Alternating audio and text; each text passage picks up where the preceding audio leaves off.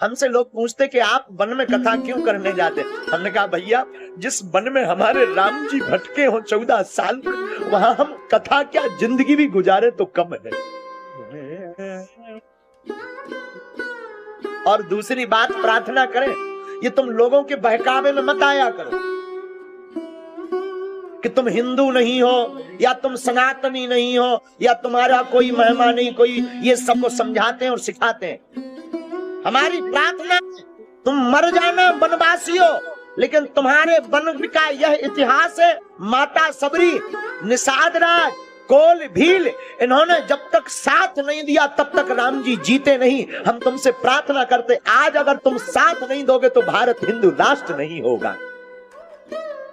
तुम साथ नहीं दोगे तो हमारी भारतीय संस्कृति छिन्न भिन्न हो जाएगी। हमारी प्रार्थना है, बहकावे में मत पड़ना। तुम्हारे पूर्वज माता सबरी, निषाद राज और कोल भील है, उन पर उपकार मानकर तुम गर्व से कहना कि मैं भी सनातनी हूं।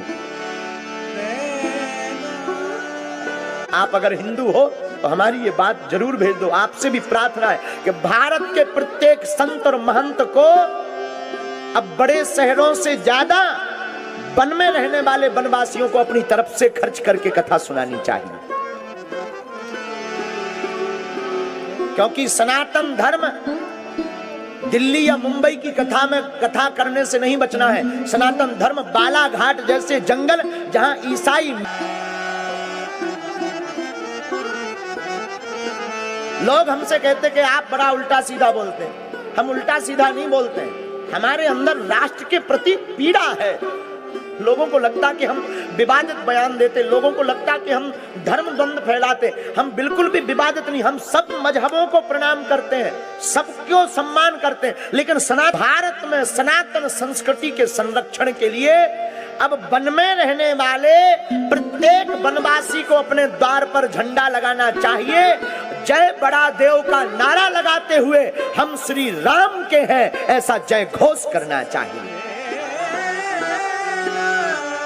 आपके आराध्य प्रभु राम है, हमारी आपकी कुल माता माता सबरी है। विवादित बयान न्यूज के लिए तो बिल्कुल भी नहीं, सबके प्रति हमारा सम्मान है। हम केवल और केवल इसलिए हमारे प्रति, हमारे अंदर राष्ट्र को जो हम देख पा रहे हैं, जो हमने अपनी चेतना से देखा कि 10 साल बाद यहाँ राम कथा कहना मुश्किल हो जाएगा भारत में। अगर ऐसे ही चलता रहा, राम कथा नहीं कह पाएंगे। लेकिन हम होने नहीं देंगे। हम अब सब वनवासियों को इकट्ठा कर, याद में माता सबरी ने प्रभु का इंतजार 10,000 वर्ष तक किया। तुमसे प्रार्थना करें, वनवासी हो तुम भी अपने घर पर भगवान राम को याद करके इंतजार करना। हमें भरोसा है उनको 10,000 साल बाद मिले।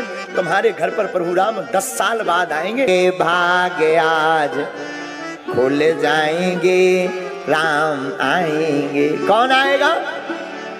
राम। मेरी झोपड़ी के भाग्य आज खुल जाएंगे, राम आएंगे, राम आएंगे, आएंगे राम, राम आएंगे, आएंगे राम आएंगे। मेरी झोपड़ी के भाग्य आज 1000 साल बाद गए। धन्य है माता सबरी का पुरुषार्थ। कितना ऊंचा पुरुषार्थ है माता सबरी का। गुरु आज्ञा को नहीं टाला माता सबरी ने।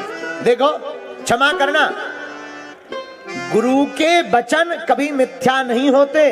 जो गुरु कह देता है वो होकर के ही रहता है। एक बात और पागलो, सांस पर नहीं, श्वास पर। सांस अलग है, श्वास अलग है। जितना हम लोग अपनी श्वास पर भरोसा करते हैं, उतना ही हमें गुरु वचनों पर भरोसा करना चाहिए। क्यों? क्योंकि गुरु के वचनों को सत्य करने की जिम्मेदारी परमात्मा की होती है। और माता सबरी के जीवन में राम जी आए भी तो किसके कारण? बोलो, किसके कारण? गुरु जी बचे न ऐसे चेला बचे। दोनों गायब होते दिखाई पड़ रहे हैं तो कम मात्रा में। बोलो सीताराम, बोलो सीताराम। अब आजकल तो ऐसे चेला हैं कि एक परसवाड़ा में चंगीलाल रहता है, यहीं परसवाड़ा में चंगीलाल। एक दिन चंगीलाल अपने गुरुजी से बोला, गुरुजी हमें दीक्षा लेनी है। गुरुजी बोले, बेटा लेना लिपे की। तो चेला चंगीलाल बोला, गुरुजी असली वाली दीक्षा कौन सी होती है? गुरुजी बोले, बढ़िया वाली दीक्षा तो लिपे लिपे की होती है। अच्छा गुरुजी, ये लिपे लिपे की दीक्षा क्या है? चंगीलाल बोला, लिपे लिपे की दीक्षा क्या है? गुरुजी बोले, बेटा गाय के गोबर से लीपा जाए। अब देखना, जंगल का काम, परसवाड़ा है ही जंगल में, परसवाड़ा जंगल का काम गुरुजी ने कान में दिया मंत्र, उसी समय पीछे से काट लिया बिच्छू ने। बिच्छू ने काटा किसको? चंगीलाल को। 2 मिनट 3 मिनट बाद अब बिच्छू चढ़ो। चंगीलाल बोलो, गुरुजी जब दीक्षा तो चढ़त, लेकिन ये दर्द नहीं हम पे सहन हो रहा। बाद में फिर जब गुरुजी को किसी ने कहा कि यार ऐसा तो दीक्षा में होता नहीं है, अब हो क्या रहा? जब बाद में देखा तो कोने में बिच्छू भैया बैठे रहा है। तब किसी ने कहा, भाई तुम्हें दीक्षा नहीं चढ़ी, बिच्छुआ चढ़ो।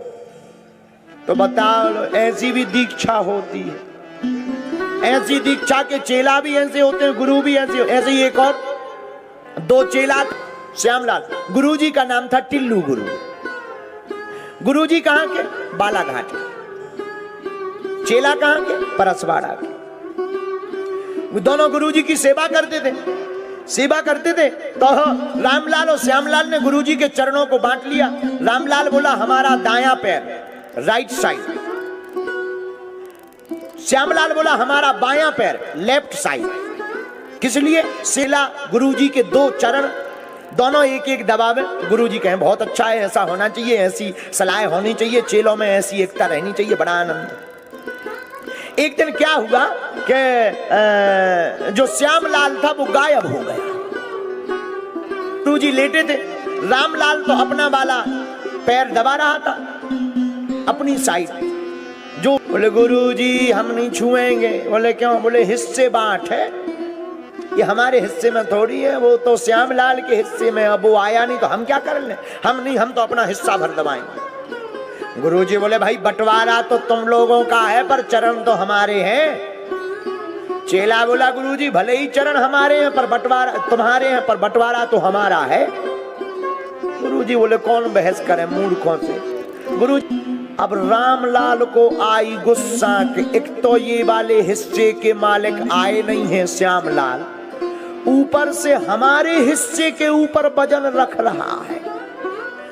2.5 हाथ को डंडा बांस को ढूंढो और गुरुजी के लेफ्ट पैर में दे दनादन 8-10 फटकारे। गुरुजी बोले, क्या है? अरे बोले, गुरुजी ये साइड वाला इतना दमदार कि हमारी साइड पे तुम्हारी साइड या मेरी साइड है तो हमारे चरण। बोले भले ही चरण हमारे पर बंटवारा तो हमारा है।